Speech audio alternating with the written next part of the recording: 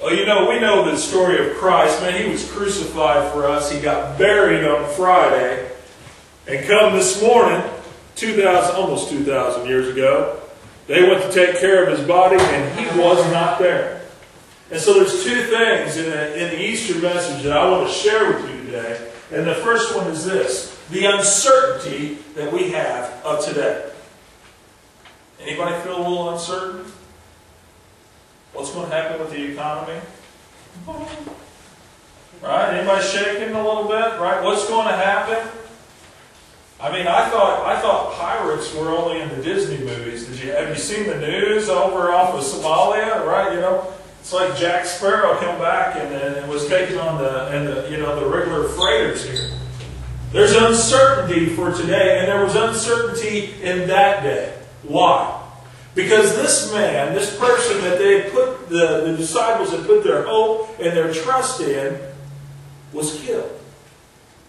This person that did all these miracles that we've looked at. We've looked at some of the miracles. This person that had all these words of wisdom. This person that had the eyes of love and the words of grace and acceptance was killed. Look at this passage of Scripture here. John chapter 19. Starting in 16b, the second half of verse 16 through 18. It says, "So they took Jesus and led Him away. Carrying the cross by Himself, Jesus went to the place called Skull Hill. In Hebrew, it's called Golgotha. There, they crucified Him. There with two others crucified with Him, one on either side, with Jesus in between Him. And they had some uncertainty.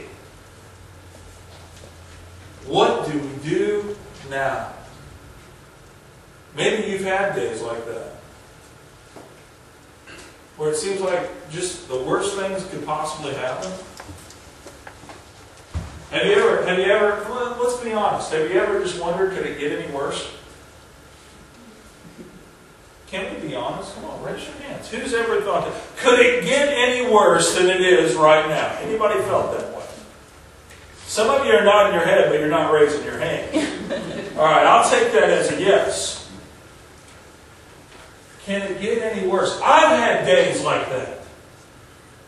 Now, my wife and my kids are gone, so I can share a little personal story, you know. And I'm not saying anything bad. This weekend marks the 6-year anniversary of when we got to see my oldest daughter for the first time. It was on Good Friday, 6 years ago, that I kissed my wife goodbye. And I was getting on a plane in Kazakhstan to come home. I had to get back to work. I couldn't stay gone. I've been gone for 5 weeks. They was going to fire me if I didn't get back home. And it was all worked out that I would be back home in Illinois in my home church Easter Sunday. And I was looking forward to it. Well, unfortunately, it didn't work out that way. But when I kissed my wife, I reached into my pockets. There we go. And Angie, I took out all my cash except $20. And I gave it to her. I didn't give her trash. I gave her all my money, but I kept $20 because I knew I had a 6-hour layover in Frankfurt, Germany, and McDonald's was calling my name. They didn't have McDonald's in Kazakhstan. All they had was ethnic food, if I can put it that way. And this is what happened. My plane got delayed in Almaty. Now, actually, I didn't even make it to Almaty until late Friday night. I didn't make it. I missed my flight to the States. And so I'm calling the travel or the airlines trying to get my ticket changed. They said I could fly out on Tuesday. It's like Saturday morning, 2 a.m. The first flight I can get is Tuesday. All I have is $20.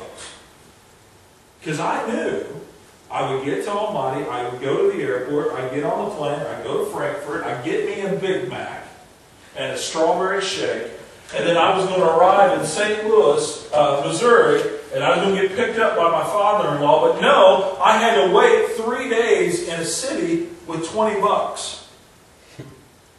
I felt a little uncertain. What am I going to do? I didn't know anybody. I didn't speak the language.